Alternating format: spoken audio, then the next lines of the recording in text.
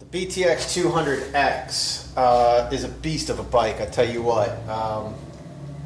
I'm 5'8", 165 pounds, unless you're looking at my Tinder profile, then I'm 6'1", 210.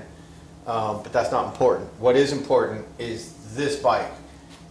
Last time we had this bike out, man, we rode it. We rode it pretty hard. The boys rode it, I rode it, and we did all the maintenance that we needed to do to the other bikes, but I haven't really done the maintenance to this bike, so I was like, well, let me get this thing, you know, the oil changed, the air cleaner looked at, the spark plug looked at, let's make sure the fuel's good, let's make sure the chain's tight, and let's make sure that the brake's adjusted. So we're going to do all that, but we're doing it kind of in reverse order.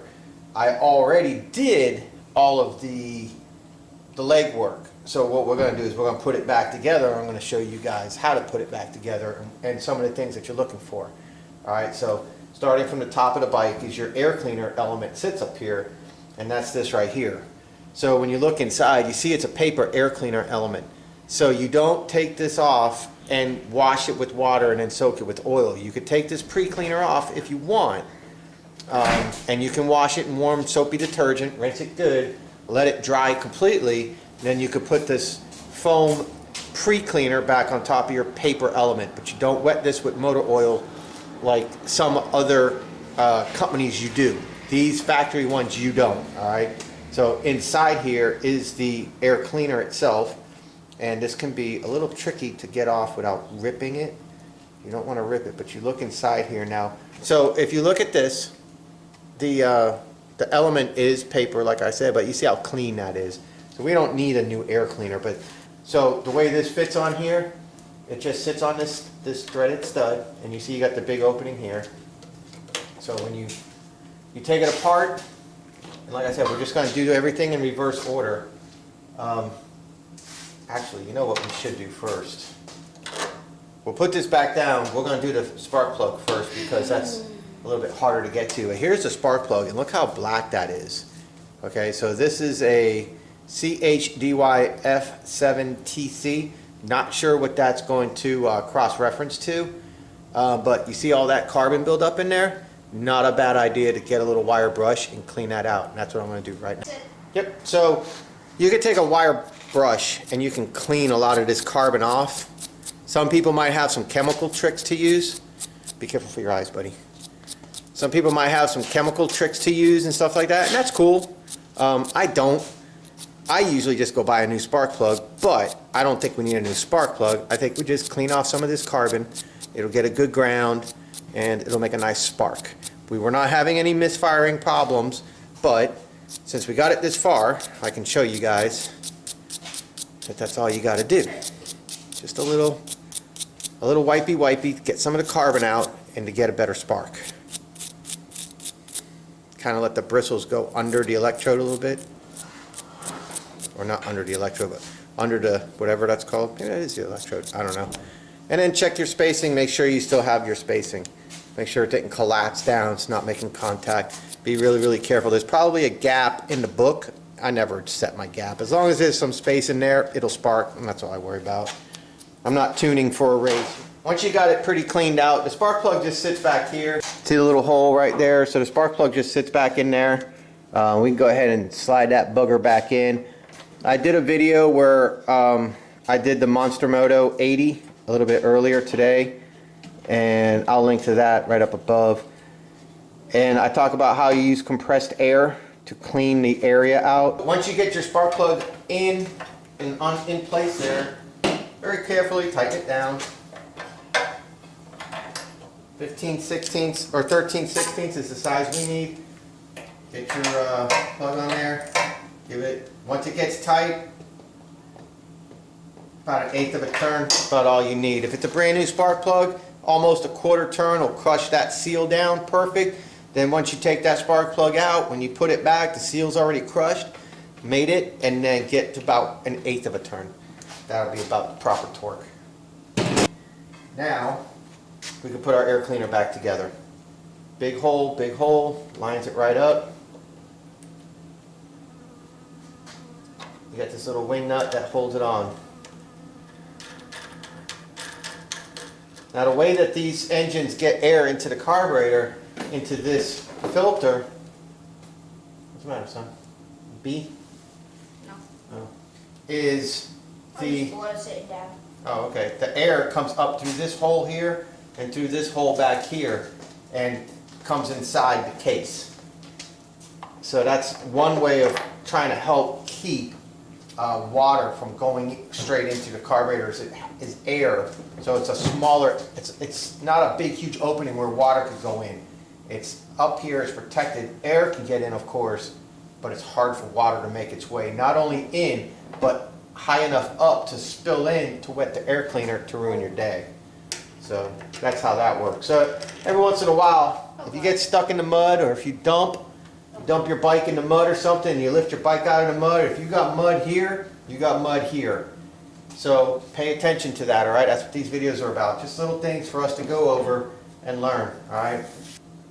The next thing we're going to do is put oil in it. Here's about 20 ounces. This might be a little bit more, 20 ounces. We might get a little overflow.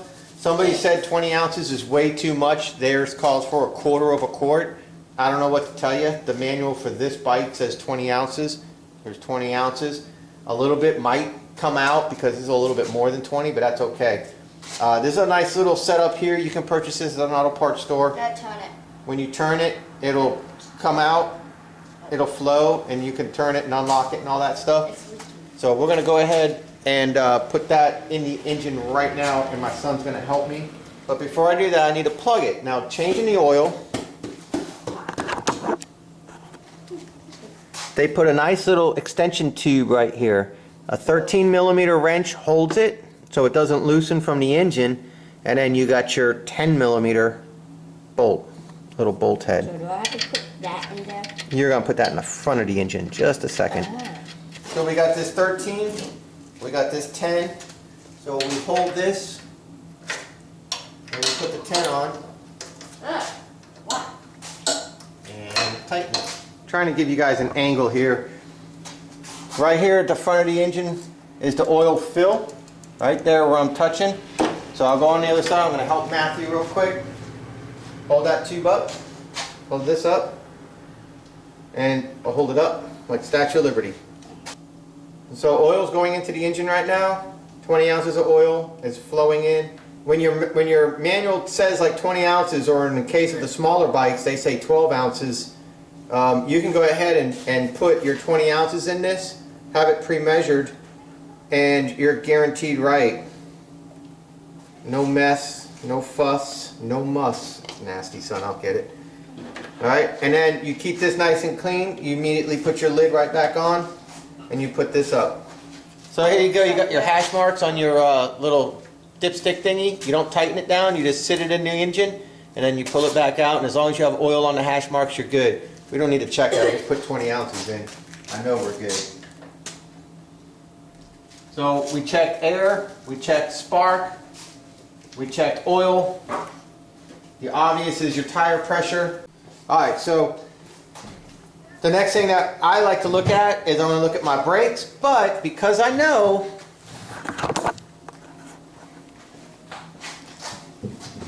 that my chain has not been tightened since I purchased this, I am going to go ahead and tighten up my chain. And to do that, with the smaller motors, you loosen up the engine, you slide the engine forward or backwards to adjust it, and there'll be like a little adjuster here. Well, this is different. This has the clutch here with the jack shaft, so you have extra gearing that goes back down, steps it down again to a different size, and then brings it to this sprocket here. So to adjust this, to tighten this chain, you loosen the rear tire axle, which is a through bolt. There's the head, there's the nut. So you loosen that, and then you have a 10mm right here and right here. And you do like 2 full turns and 2 full turns. You want to make sure that you do whatever you do on this side, you do the same on this side. Once you have the chain where you want it, then you go ahead and tighten back down your bolt, which it's going to usually be 8, yeah, it's a 19. So you have a 19 on this side, and you have your adjustable on that side. Alright, so that's how that's going to work. So I'm going to go ahead and tighten this chain a little bit. That's too much. We only want maybe this much. So we'll go ahead and tighten that up.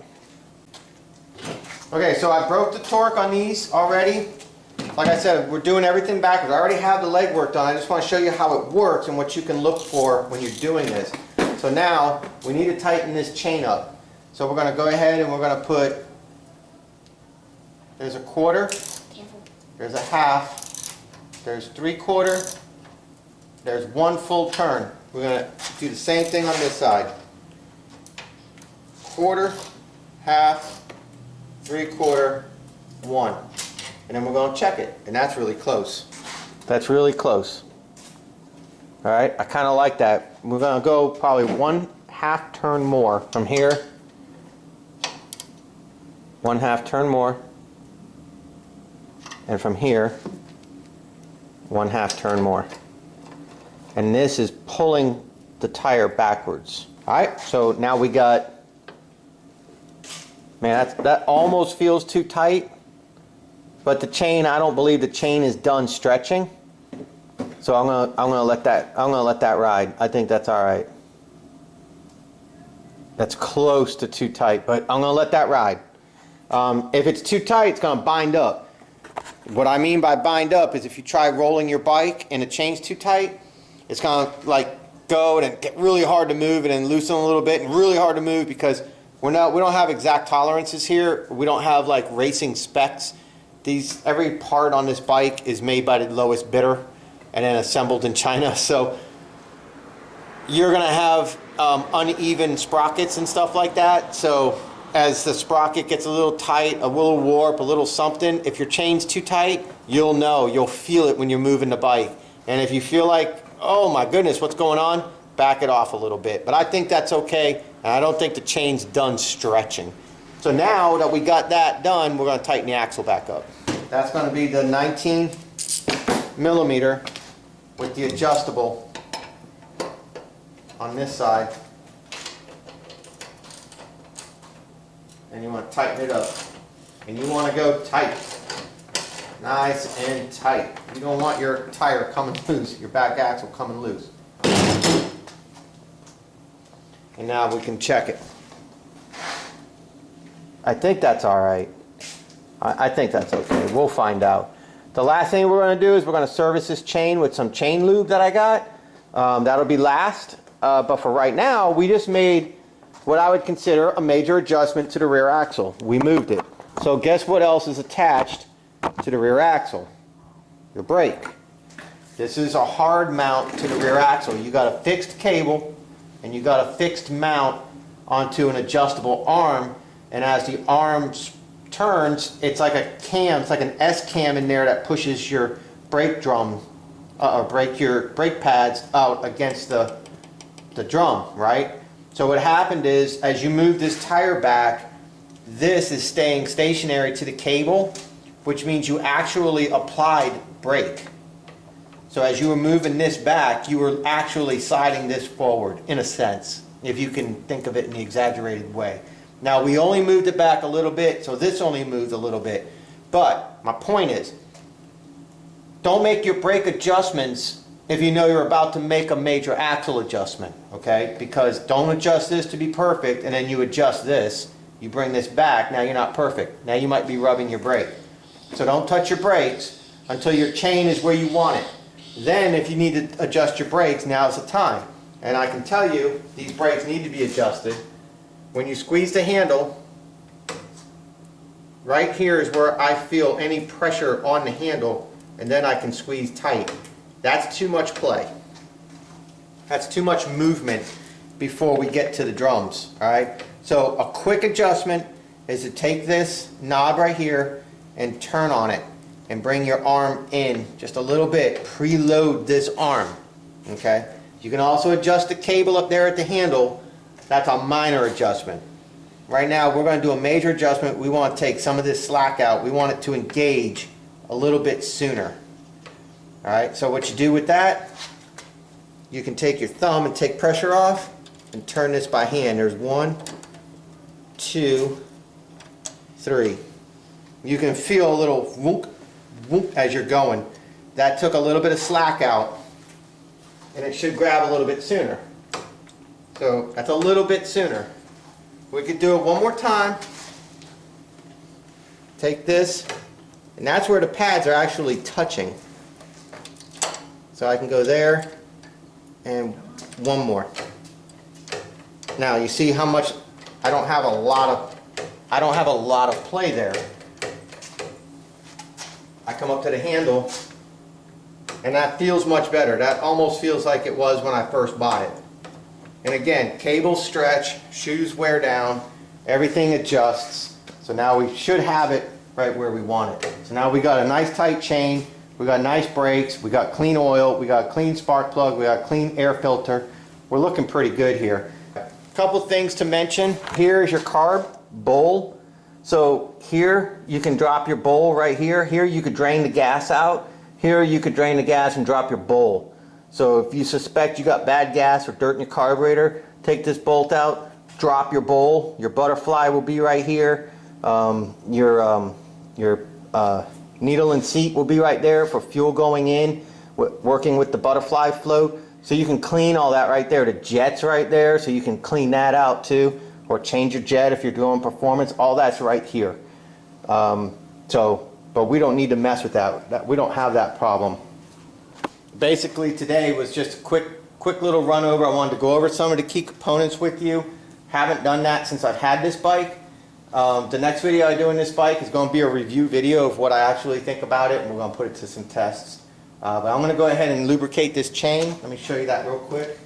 Okay, this is chain lube, full synthetic off-road by Motor-X. Very expensive stuff, $13 for this.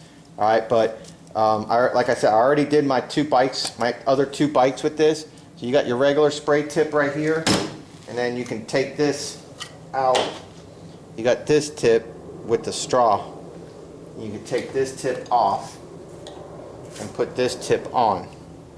And so all you do is liberally spray the chain and move the tire and spray the chain. That's it. It's not rocket science here. Just spray the chain, cover it all nice, and then let it sit. I like to let it sit for a good 20 or 30 minutes so it doesn't just sling right off. Some stuff you wipe off the excess, this you don't. Spray it on, walk away. It'll get kind of tacky, but it's lubricating properly. Okay, it's really good stuff. If you don't have anything, WD-40 will work, but that's not ideal. That's going to sling all over the place and it's not going to last. This stuff will last and it's not going to sling all over the place. So you get what you pay for when it comes to chain lube. That's about it. We don't have anything else to do to this bike as far as basic maintenance is concerned. So thank you guys very much. I hope you guys out if you're new to this stuff and you don't know really what's going on or what to expect. That's what to expect. It's so simple, it really is. All right, got it all back together. Got the chain cover back on. Stupid little clips. But let's fire it up. Put that on, choke on, fuel on. Or not.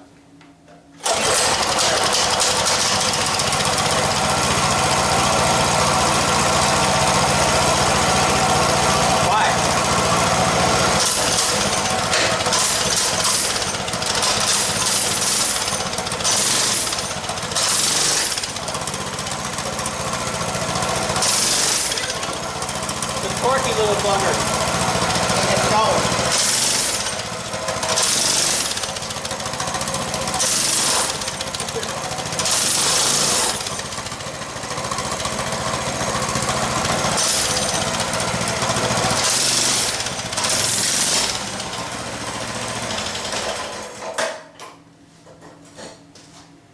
All right.